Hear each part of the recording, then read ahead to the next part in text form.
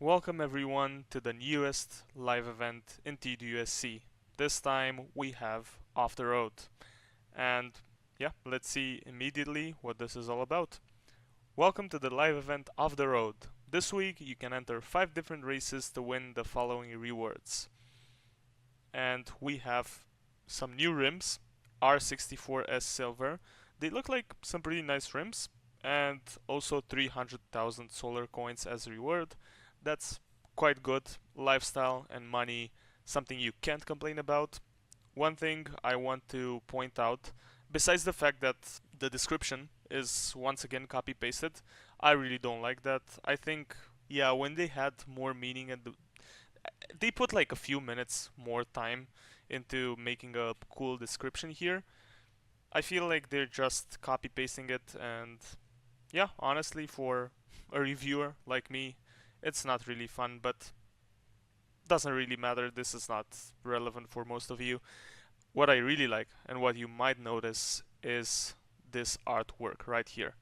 This might be, and I just want to point out, I'm not a G-Wagon fan. I don't really like boxes, but I gotta say, this might be the best artwork they've ever done for a live event ever since they started. Like, they're what, over a year old now or something like that? And I mean, this looks absolutely fantastic. I mean, how good does this look? It's like what? I think it's in the Grand Canyon here. And this is like the first time ever I'm speaking about the the artwork, but this is just beautiful, beautiful stuff. So, yeah, amazing. And for anyone wondering, you only need 50 points to complete this live event, just like last week. So 5 races, 5 wins, and easy done. It's the easiest 300,000 you'll ever do, free, and also some rims. So I really like that. I think this is really nice. I really like how they've taken out the grindy part of the live events. Previously, sometimes you had these rewards or even worse rewards, honestly, because money, they've never given out money before in live events. But I just want to say, previously they used to have, like, I don't know, this live event getting those rims would have been like 80 points, 90 points, maybe even 100, and a sticker bonus instead of 300,000 credits. So I think this is really cool. They've removed the grindiness. You can play in your own time, on your own schedule, and you can complete this live event very easily. You can play whenever you want. You have a whole week to win 5 races. I mean, what is easier than that? So I think it's a great change, a really good change for Season 5, and it's one of the reasons why, in my opinion, Season 5 is the best season in TDUSC, even with the problems they had at launch. But enough yapping, let's see what the races on Hong Kong and Ibiza are. Starting off with Hong Kong, we have 4 races this time and 1 on Ibiza, so pretty bad in my opinion. I don't really like that, especially since it's a off-road race, and Ibiza has quite some nice off-road trails. And yeah, I think they did it perfectly last week with the 3 and 2. Now they've kind of changed it back to what they've been doing for the last couple of months most of the time, where it's been 4 and 1. But that's what we gotta work with, so I guess it's fine. And we start off with Downfall, which is a 78% gravel and 22% asphalt normal race, a sprint race, and it's for any cross country between 400 and 600. Obviously, you expect cross country as it's an off road live event, so we're gonna be driving a lot on gravel today, which is not my strong suit, but I really like that the variety is there and you have unique live events like this one, and not only fast-paced races with quick cars and hypercars and I don't know what else. So it's nice to see. It's really nice to see. We also have Hong Kong Island Hike, which is a domination race, 95% gravel and 5% asphalt, and it's for any daily driver, cross country or grand tourer, and it has to be at least from 2010 onwards and minimum 650 PR. So yeah, quite a lot of restrictions. Obviously, you can use something like the Cayenne Turbo and it's gonna smash this probably. maybe even the Huracan Sterato, because obviously that's a new car. Yeah, I don't think this race is going to be very competitive if you use one of those cars. Next up we have 50-50, which is a normal race, 41% asphalt and 59% gravel. Again, once again, any cross-country daily driver or grand tourer for all-wheel drive and max 400 PR. I think this is going to be definitely more competitive because of that PR restriction. It's going to be interesting to see what car you can actually use and will be the most competitive. So yeah, looking forward to that. And finally, we have Fast and Fancy, which is a normal race, a 3-lap race, and it's 100% asphalt, but it's in stormy conditions, so it's still gonna be a pretty tough race. Once again, for any cross-country daily driver or grand tourer, and once again, minimum year 2010, so at least from 2010, and once again, minimum 650 PR. This kind of looks like it's been a bit copied, copy-pasted, like the last race. I don't know which of these was. I think this one, right? Yeah, it's exactly the same restrictions, and also minimum 650 PR and the Grand Tourer. I think something like the Continental GT, or actually even better, the Taycan, or the new DMC5, right? I think they're gonna smash this race easily, and nothing will beat them. So yeah, not looking very good in the competitive part of the race, but ah, I don't know. Let's see what these races are all about. And funnily enough, the most competitive car I actually have in these three classes is the Cayenne Turbo, because I upgraded it like crazy. I don't know when, but I have like 800 something PR on it, and apparently it's not gonna be competitive, but okay, actually it might be competitive because I suck at driving. Anyway, I was gonna say maybe it's not gonna be competitive at all, but not because the AI is too good, but because I'm just smashing them with my 800 PR Cayenne. So there's no maximum PR restriction, so I'm still guessing the leaderboard times are gonna be insane for, I don't know, something like the Taycan. As I said, I don't think it's gonna be anything close to it. The electric cars obviously are gonna smash this. Not the Audi e-tron, that's not as good as the Taycan. Or the Alpha 5, if I'm not mistaken. I think that's the meta right now. I'm not sure about the Alpha 5, but I saw a few races which had it as the fastest car. A few Grand Tourer races to be specific. So I don't know. But yeah, I literally have nothing else. I'm never gonna buy electric cars. I don't care about being competitive.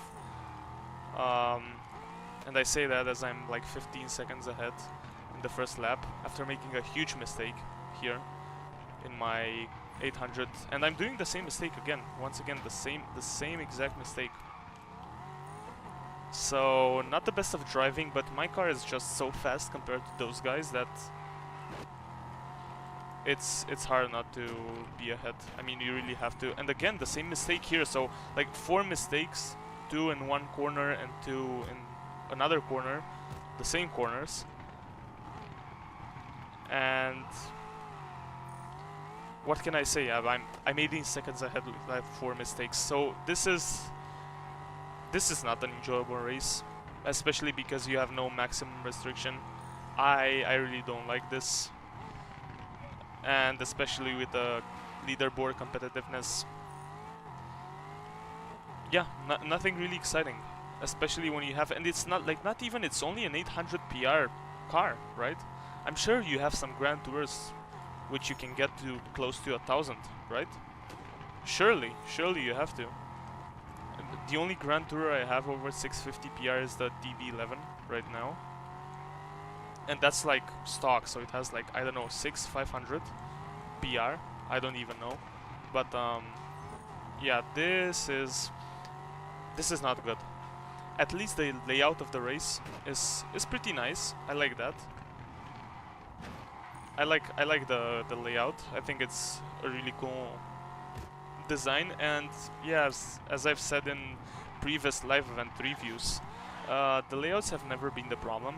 It's the balancing part of of it all that kind of makes me upset, because they're sometimes really bad at balancing out races, and this is one of them, one of those races, and the AI is just disastrous.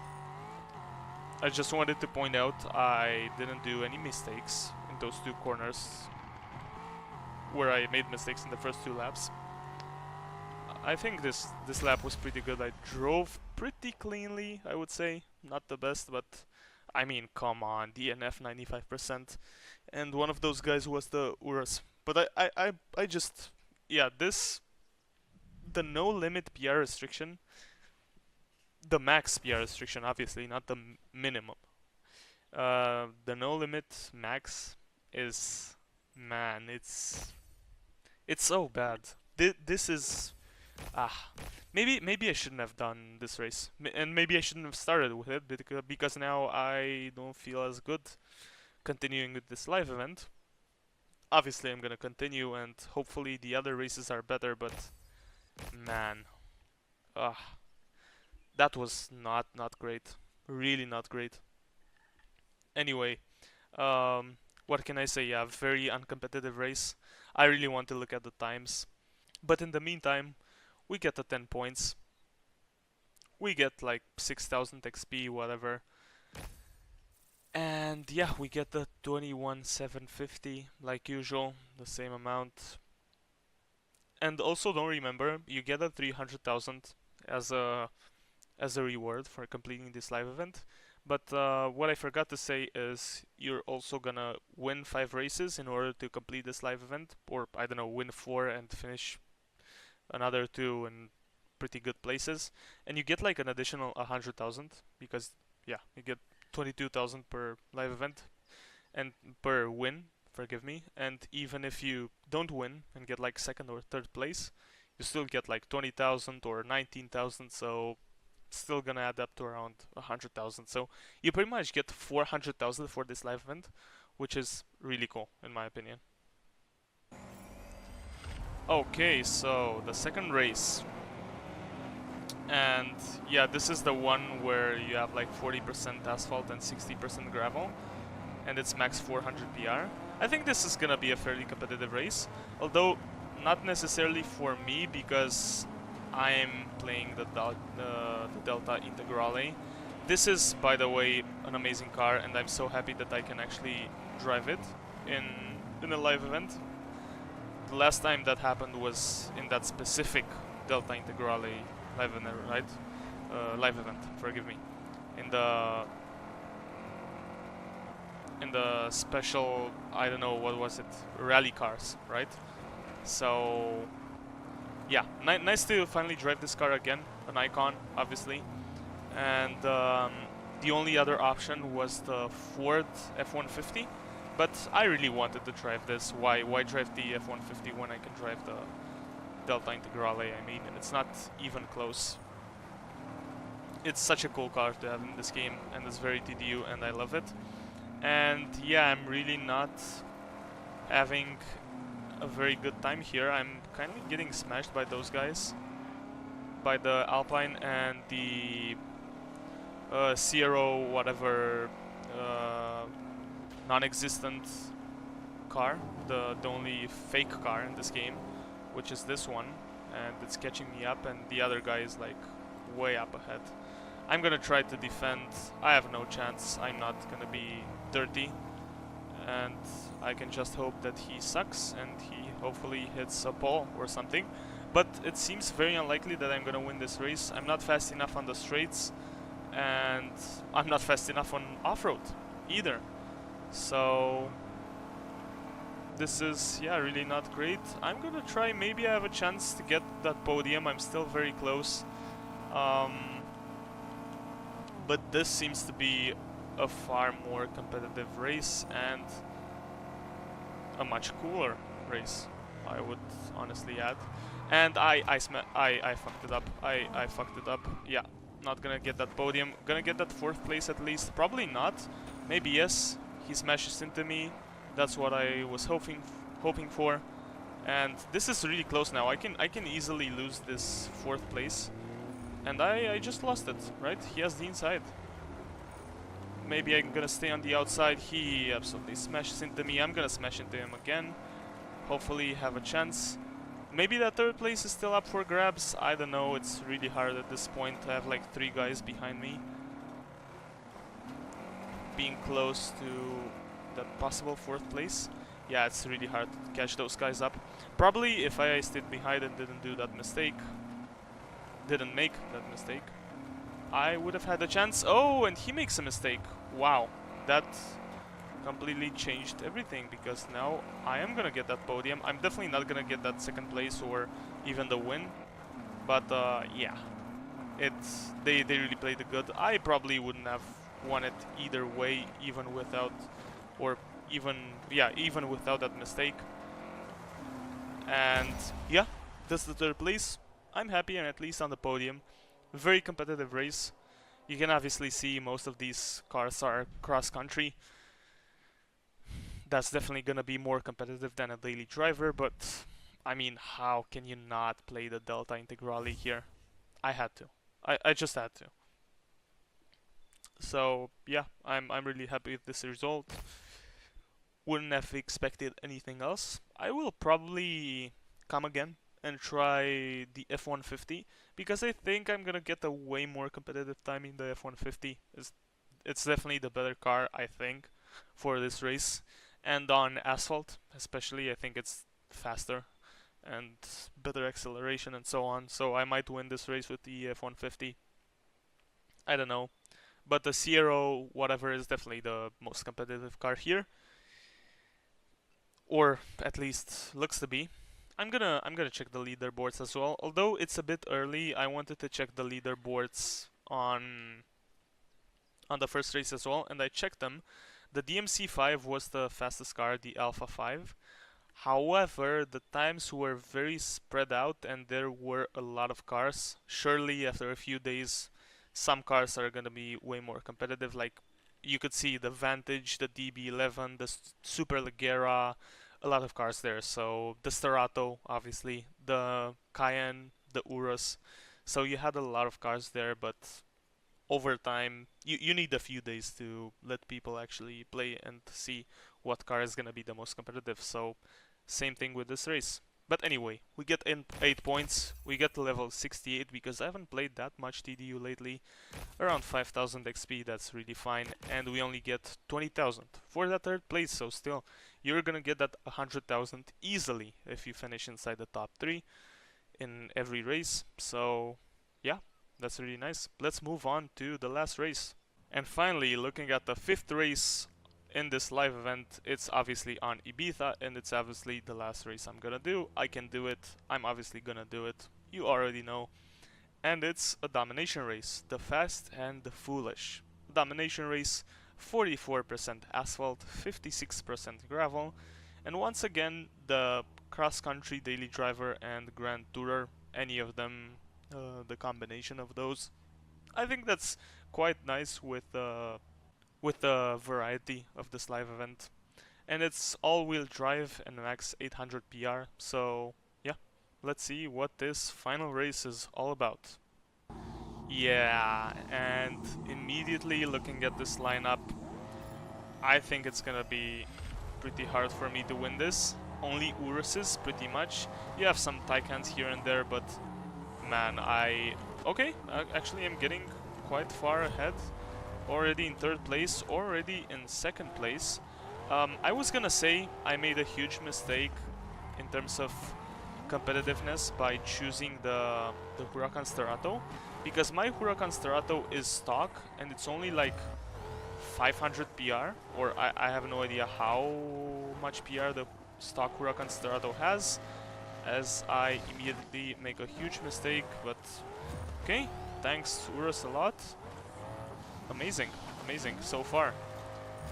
And yeah, I wanted to say the Lamborghini Urus is definitely more competitive, and the Cayenne, the Turbo, is definitely more competitive, and I could have played that, but just like I did with the Delta Integrale, I had to take the Huracan Sterato.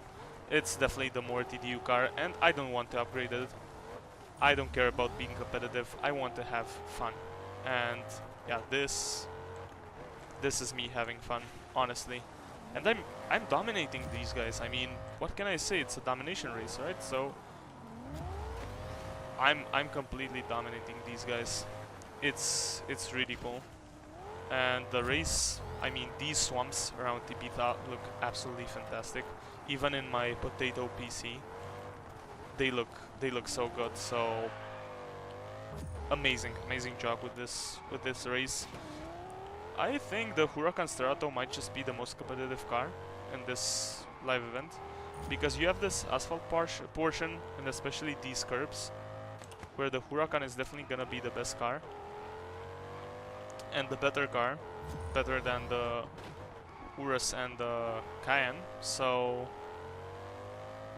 it's gonna be interesting to see once again on the leaderboards. Really interesting to see what the most competitive car is gonna be. I think it's gonna be the Huracan in this race. Maybe I'm mistaken, but yeah, that's what I'm gonna say. But yeah, in terms of the AI, not really that competitive. I would say I smashed him with like 200 less PR. Albeit maybe in a stronger car, but still 200 less PR. The Urus should definitely be more competitive here. Especially, yeah, look at this.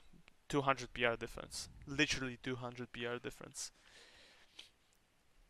And I wouldn't say any Grand Tour is gonna be competitive here, because that first part, I think you gain a lot from driving cross country. But quite a good race. We get the 10 points. We easily win this. And yeah, what can I say? The first race, horrible. I think the next two races made up for it. The AI was competitive in the second one, not that competitive in the other two races, in this one and the first one.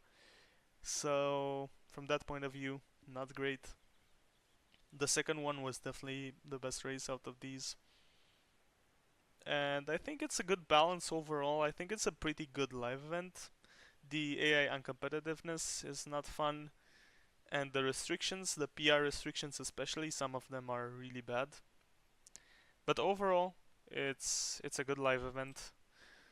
Let's also see, we get 6000 XP, we get some clan influence, nobody cares about that, and 22,000. So yeah, the rewards. As I said, a pretty solid live event, definitely not as good as last week. Last week's was literally perfect. This week, I think it's still okay. It's not bad, definitely not terrible, but it's definitely not the best of the best. But it's unique. It's good with the off-road part, and yeah, the only real main concern is the competitiveness, which I really enjoyed in the last month or so. I think the AI has been really competitive and really good, and also the restrictions have generally been really nice. But yeah, this time not the case. But still, solid live event and really fun to use some of the most iconic and most TDU DNA cars in the game, like the Huracan and the Delta Integrale. But that's it.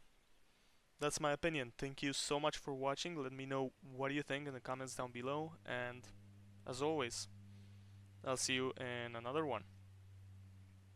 Bye bye.